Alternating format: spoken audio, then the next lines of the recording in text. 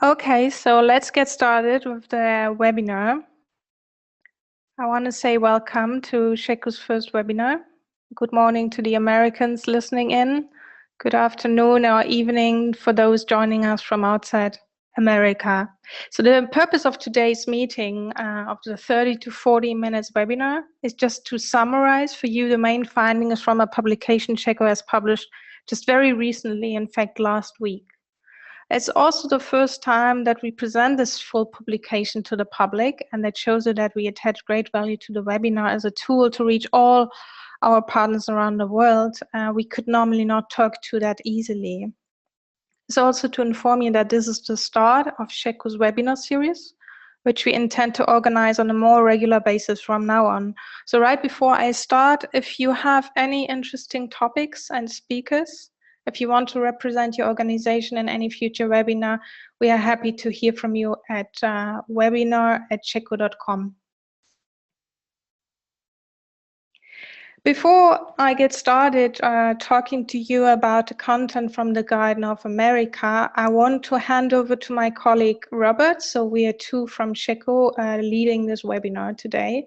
Robert has not only worked with me on the guide for natural refrigerants, so he's also a knowledge resource we can use today.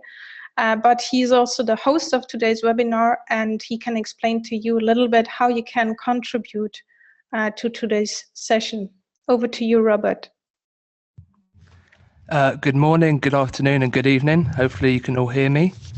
As Nina mentioned, I'm Robert and I was an author on this guide, but today I will be looking after your questions and answers and your chat.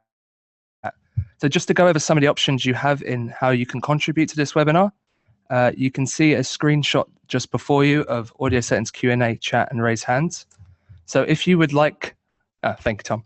If you would like to ask a question in the Q&A tab, you may do so at any time. We will keep clarification and content questions until the end of the webinar in the Q&A section.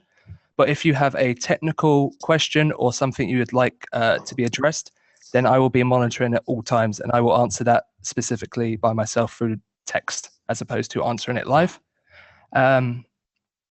We are aware that some people using older version of Zoom might not have these functions, but we also have an online chat which you can talk with other participants. And also we might at some point ask you to raise your hand, and also this is again for the newer version, and this can help us with questions we may have regarding technical issues and whether you can hear. But I hope you all enjoy it, and I will leave this back to Nina.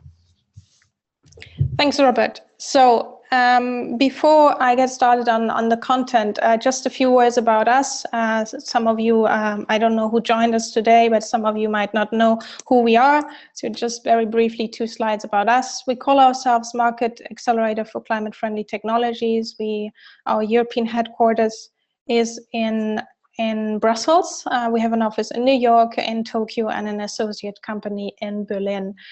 Our focus is on the HVAC&R industry, and there are natural refrigerants. So we started 15 years ago with CO2 and then went into the areas of ammonia, hydrocarbons, water, and air. We work with 100 plus clients around the world. This is a conservative estimate because the industry is definitely growing. shecco is active in 3 areas: media, events, and market development. And just to give you a short overview of what we are active in the shecco media branch, the team is working on our industry platforms. The first one we launched in 2006 was r744.com on CO2 as natural refrigerants, and that was then followed by hydrocarbons21.com, ammonia21.com, r718.com on water as a refrigerant. shecco media is also the one that is responsible, or is going to be responsible, for the webinars going forward. And most recently is the leading branch for the Accelerate magazine, which we launched for the American market and the Japanese market. For the shecco events, some of you might have joined us already for the Atmosphere conferences we organize in different parts of the world. There is a smaller format as well called Atmosphere Network. And the last, not least, is shecco market development, the area where I'm responsible for.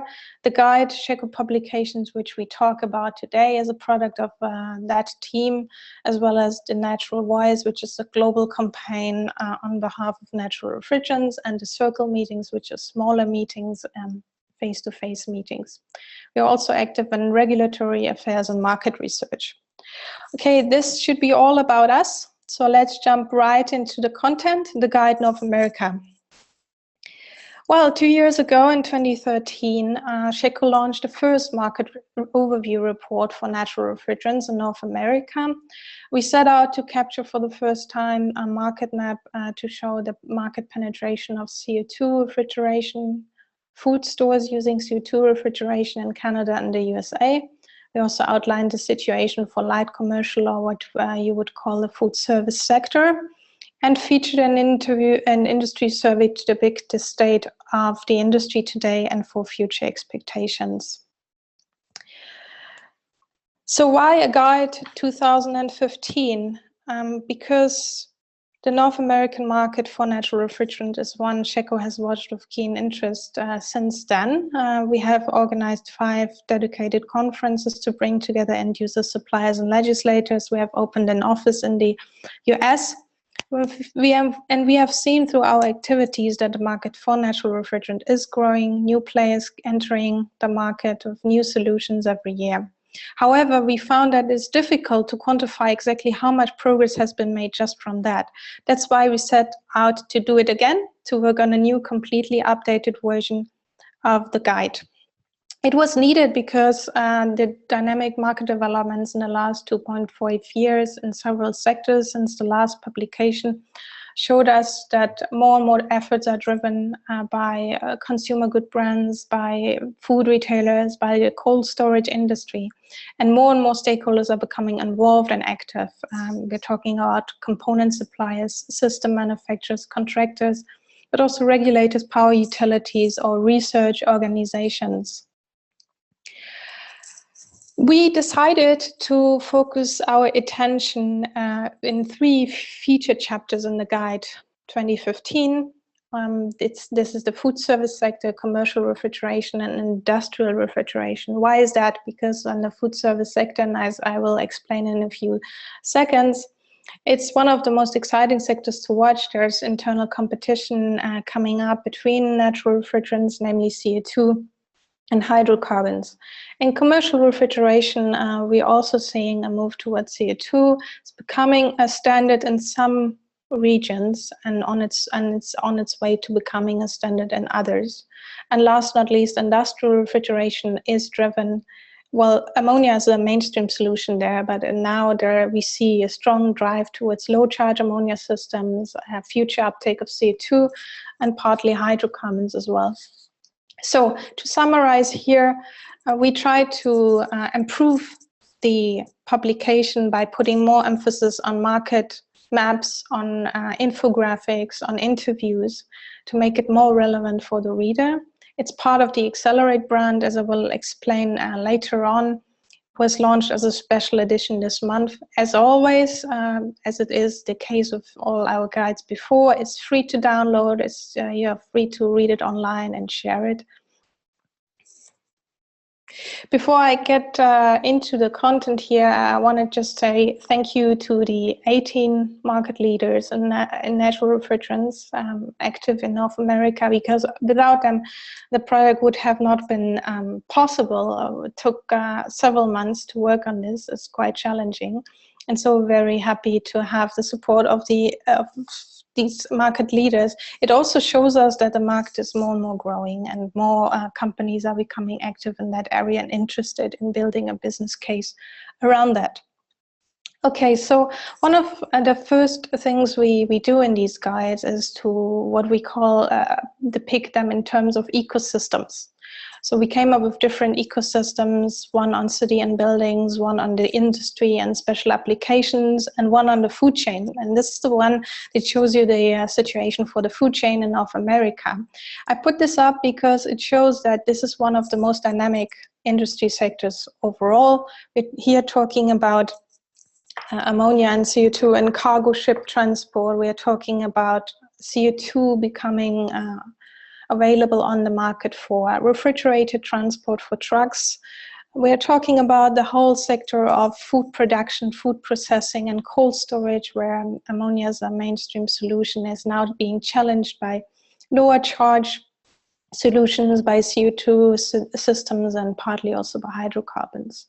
And we're also talking about commercial refrigeration, about food retail, where CO2 in centralized systems and hydrocarbons in display units is a viable technology, and down to domestic refrigerators and freezers, where North America is the last big world region to take that technology up, since more than 600 million, I believe, of hydrocarbon systems are running around the world. So this shows you that things are happening, but let me now go into more detail now for the individual items. Again, we did a survey on market trends, and I want to show you some of the main results from this. Most respondents, is not really a surprise, 2/3 come from the US. But maybe something to notice that more and more respondents also coming from outside North America responding. Maybe that's an indication that they are becoming more active on the North American market. They see a business opportunity there. So Mexico a little bit less represented, Canada 17%. One thing to note for the respondents' profiles is also that the highest response rates comes from the commercial and industrial sized applications. And I guess that's an indication for the high dynamics for natural refrigerants and larger sized equipment for refrigeration, air conditioning, and heating. Because the domestic, the transport, and the mobile sectors were significantly less represented here. One of the first questions we asked, and this is important because it shows us how the situation is evolving over time, is how familiar are you with natural refrigerants? Overall, what we can note is that the familiarity with natural refrigerants is above average, but there's room for improvement, especially for CO2. Hydrocarbons enjoy the highest form of familiarity among the respondents. Maybe that's an indication or reflection of the established or increasing use of hydrocarbons in the US and Canada and in Mexico. We were asking about the barriers and the drivers for the uptake of natural refrigerants. So on the good side, on the pro side, why to use them? Efficiency and performance is the highest ranked factor, at the same level as compliance with current and future legislation, and the environmental impacts. We're talking about direct and indirect emissions. On the downside, why people hesitate using them right now, we see the capital costs playing a big role. So we're talking about higher initial costs as compared to more established, often F-gas-based solutions. This is a top reason why to hesitate for their use. However, what we can expect looking at the international, national, and regional move to phase out HCFCs and phase down HFCs, the price of synthetic refrigerants will increase, and the cost curve at the same time for natural refrigerant technology will most likely come down, as it happened in several applications in several countries before. So more competitors offering solutions at higher quantities. Safety, being ranked as the second highest barrier, is also still on people's minds. So more needs to be done in terms of educating and closing the skills gap. But just to note that this does not only exist in North America and is certainly not only limited to natural refrigerant, but seems to be a key challenge for the HVAC&R industry overall. And an interesting finding, though, is that demand and competitive advantage is ranked highly by those with an investment in natural refrigerants, but it also ranks at the same time as a major barrier for those that have not yet taken a step into that direction. So really, the result here is depending on your involvement in that business, and the perspective might change very quickly. Future plans for natural refrigerants, well, we asked those that are currently not using them if they want to do that in the future, and the big blue part of 54% shows you that these are the ones that are not using natural refrigerant, but that plan to use them in the future, so more than half of the respondents. The most promising the most promising developments we can expect for CO2 by 2020, but also hydrocarbons are expected to be taken up in the next 4 years.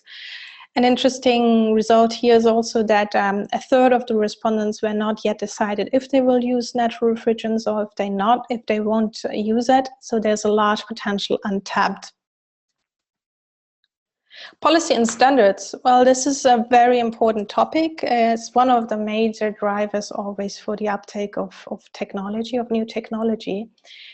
And what you can see here on the left side on the graphics is the result of a spontaneous live polling we did at the last Atmosphere America 2015 conference. So what we did, we asked the participants, gave them these different options and asked them, so what do you think has the highest impact on the uptake of natural refrigerants?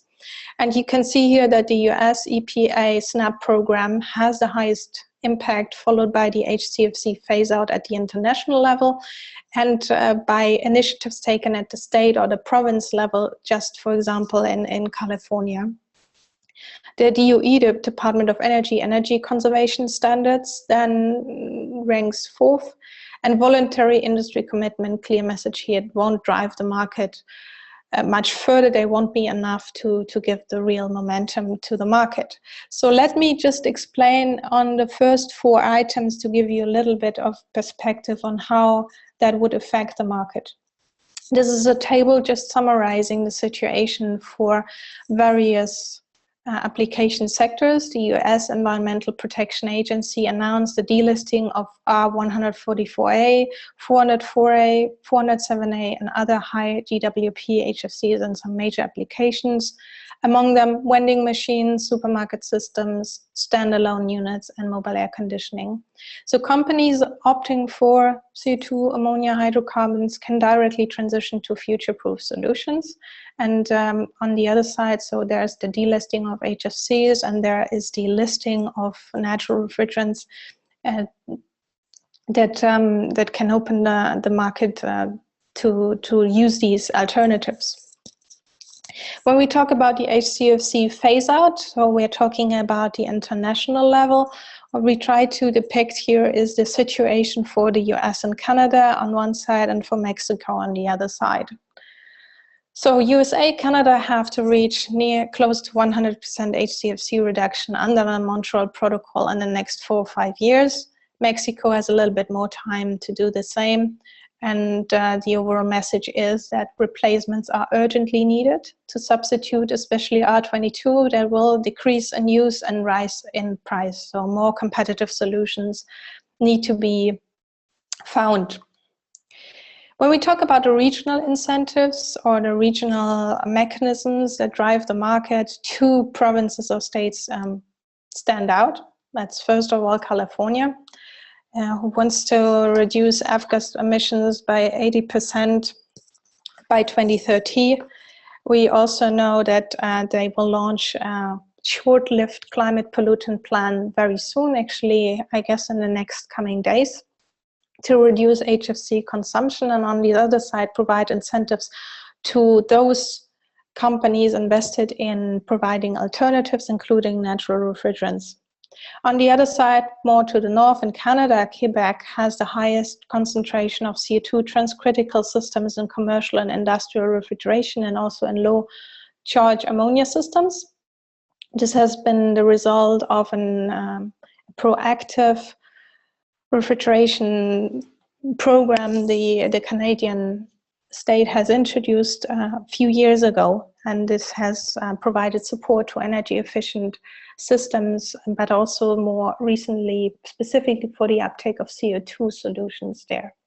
So the main message here is that regional initiatives can help kickstart the natural refrigerant market, not only in the specific areas, but they can then more importantly create a spillover effect on other regions and other countries, so drive the market as a whole at a broader scope.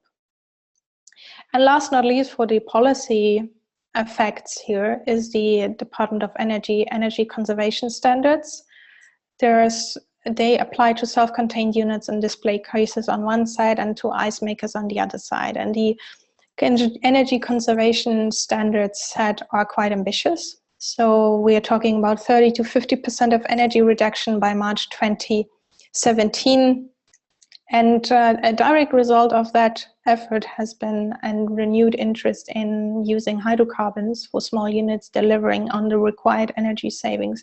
We've seen this development when we attended several trade shows this year in North America, and also through the presentations at the Atmosphere Conference in June. So interest is definitely there, and the pressure to do something on the energy conservation side.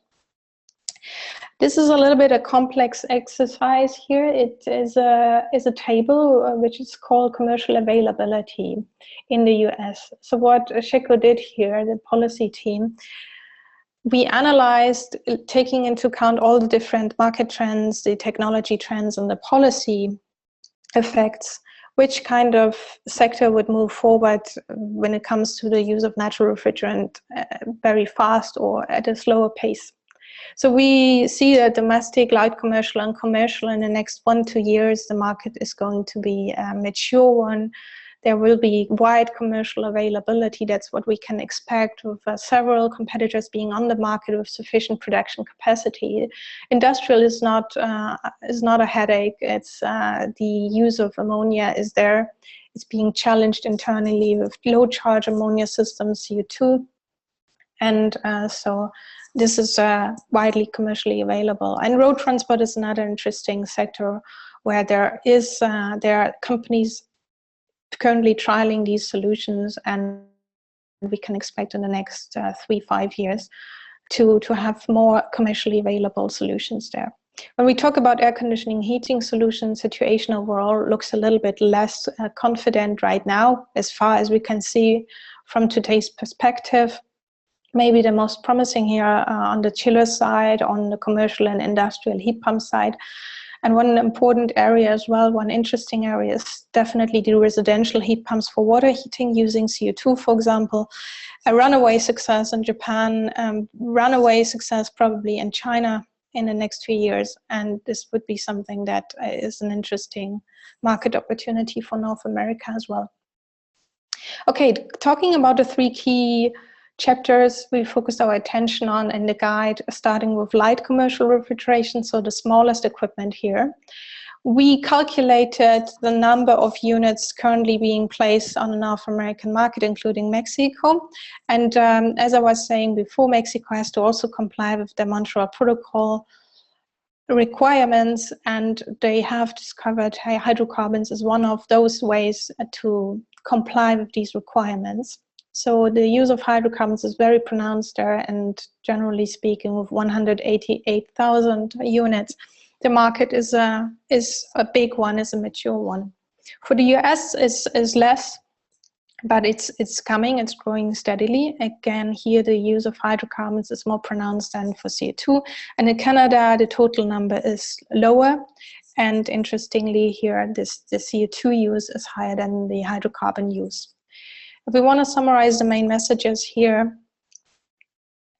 this is a huge market increase. And when we did that last time, so 2-3 years ago, we just calculated 16,000 HFC-free units being placed across all these 3 countries. We are now talking about 291,000. So this is 17 times more than 3 years ago. It's a rapidly growing market. It will further accelerate with all these market and regulatory changes we are seeing right now.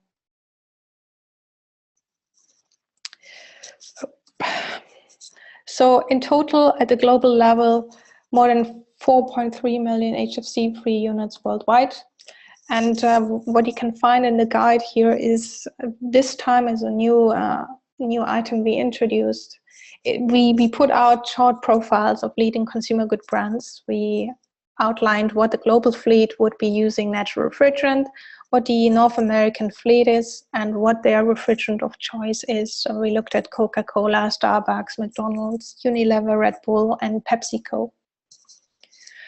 So going back to the survey we conducted, the result shows that more than 50% majority thinks that natural refrigerant solutions will be fully commercially available next year, as from next year onwards, and 90+% think that full commercialization will be done in the next 3 years. Trend will accelerate again with the EPA snap approval of hydrocarbons and various applications, the delisting of HFCs on the other side, and the DOE energy efficiency standards, as I mentioned before. So very positive outlook here.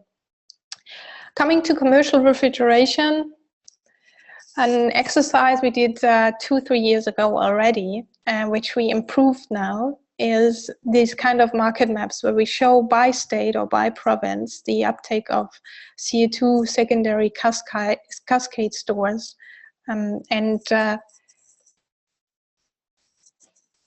The main messages here is that as compared, or the comparison between Canada and the US is hitting the 200 mark of CO2 secondary cascade stores as we speak. Most proactive states here are California and Texas, but the use, if you can look at the map and see the colors, is now spread across most of the US states. Canada stays at a very low 17 stores, Quebec taking again 10 out of those. So generally speaking, there's a higher share of CO2 cascade solutions in the south and warm ambient climate, warm ambient temperatures than it is in the north. This time we also did something where we asked these suppliers and the end users to outline how the market has developed or how the number of stores has developed over the last 2-3 years. And this is the situation 2013-2014, so we can see the steady market growth. Canada, as I was saying, has remained at a very low, stable level in the last 3 years, so not really an uptake of CO2 cascade secondary systems. The US has increased, though, from 113 to 199 stores in the last 2 years. But generally speaking, market uptake is not as dynamic as for other sectors or other solutions. The same map just for CO2 transcritical stores, updated just 1-2 months ago. The situation changes. Canada is here the leader as compared to the US with more than 130 stores. Out of that, again, Quebec takes 94, and it's due to one of the food retailers leading that effort. In this case, is Sobeys. The most proactive US state is, again, California. So we see that these two, Quebec and California, really making a step forward and when it comes to the use of natural refrigerants in different applications. So the situation isn't worse, as I was saying. The north is leading. So in lower ambient temperatures and colder climates, the use of CO2 transcritical stores is more pronounced. Again, the same slide as before, showing how the market has evolved over the last 2 years. Canada had only 37 stores by the end of 2012. So we see an increase of plus 100 stores in 3 years, which is a very good growth rate. And the USA had no CO2 store by end of 2012. So we are looking at an increase of 52 stores being added in the last 3 years. And it's a little bit of more dynamic developments we can see here in the transcritical market, especially as more and more suppliers are working on providing solutions for warmer climate temperatures, from warmer climates or higher ambient temperatures. A third of respondents thinks that natural refrigerant solutions will be fully commercially available like as of next year, and close to 90% think that they will be fully commercially available in the next 4 years. So it's a little bit more hesitant than for light commercial or for the food service sector, but it's still very confident, the industry.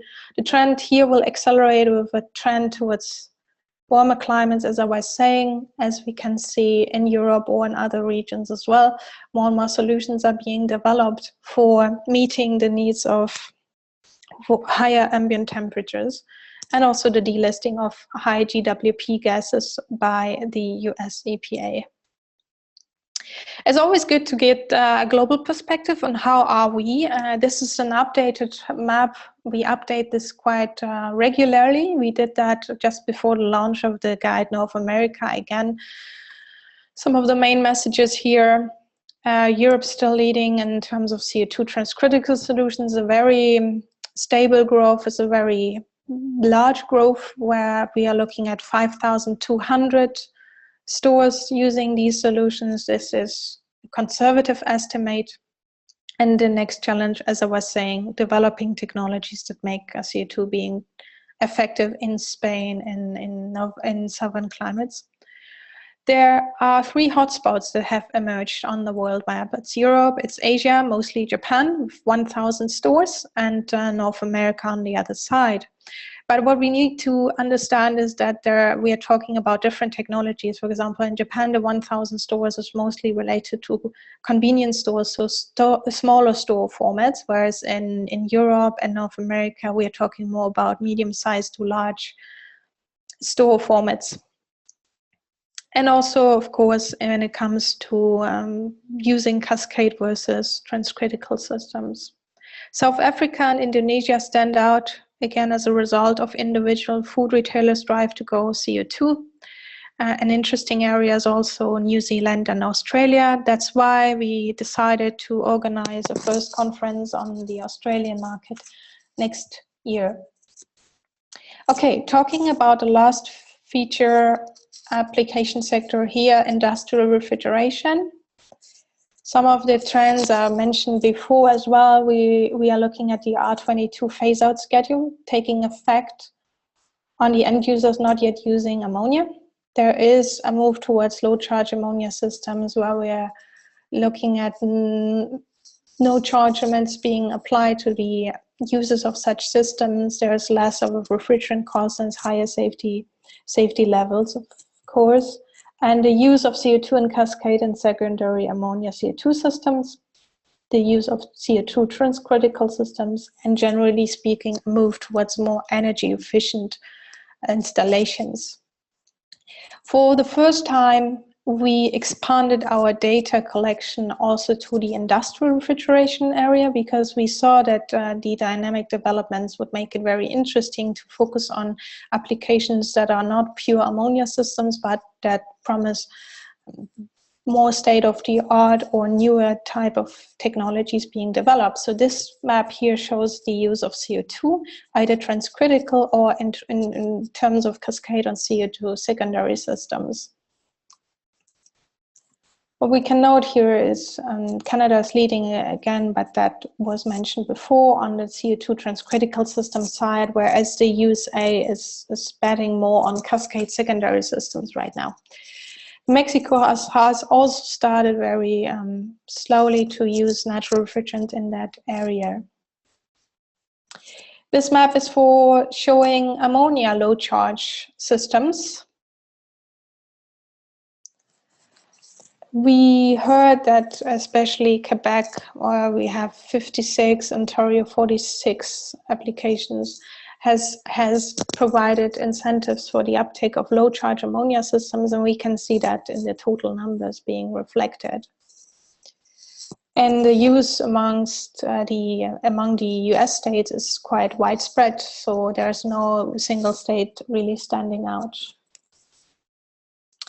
Again, when we look at the market trends, a very strong majority, 78%, thinks that natural refrigerants will gain market share in the industrial refrigeration sector in the next 4 or 5 years.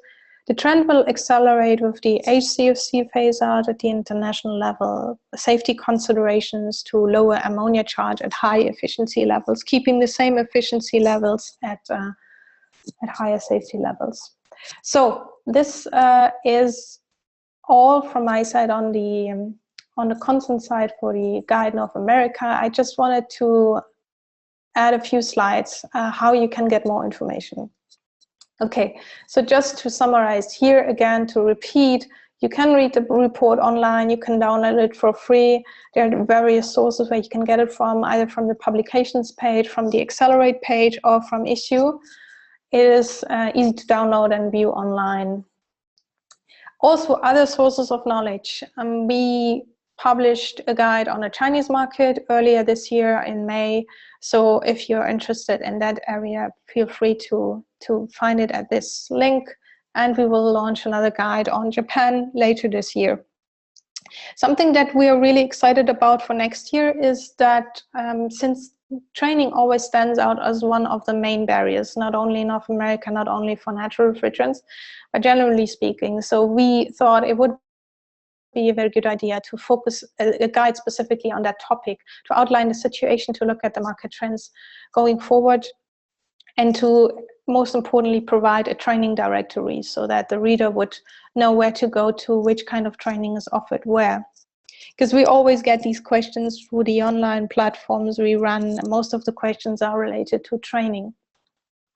So what we intend to do here to create this reference for the HVAC&R industry and to use the refrigerants, ammonia, CO2, hydrocarbons in a safe and compliant way, to conduct a survey again and to provide this kind of directory. So a direct call to all the ones listening in is that we will soon launch a global survey on natural refrigerants training, asking where this would be available, on in which format it is provided, and what the situation is by country. And we would really like to get your input. So if you have anything to say, please watch out for the survey. The first 2 editions, as you can see on the slide, will focus on North America and Europe, because these are 2 of the most dynamic and biggest markets.